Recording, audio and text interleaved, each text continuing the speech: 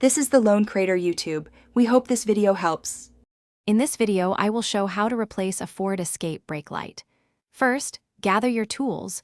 You will need a Phillips head screwdriver and a replacement brake light bulb. Always ensure your vehicle is turned off and the parking brake is engaged before starting any work. This simple preparation helps prevent accidents and ensures a smooth replacement process. Let's get started with the first step. Now, let's access the brake light assembly. Begin by opening your Ford Escape's rear tailgate completely. This will give you clear access to the interior trim panel. Look for a small access panel, usually a rectangular or square cover, located near the brake light housing.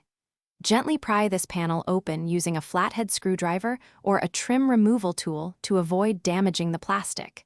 This reveals the screws holding the light assembly. With the access panel removed, you will see two Phillips head screws securing the entire brake light assembly. Carefully unscrew these two screws and gently pull the assembly straight out from the vehicle.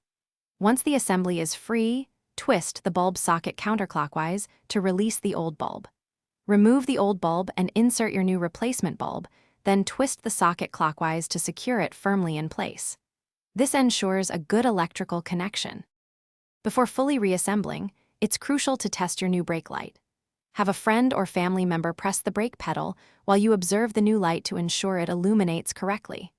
Once confirmed, carefully push the light assembly back into its housing and reinsert the two Phillips head screws. Finally, snap the interior access panel back into place.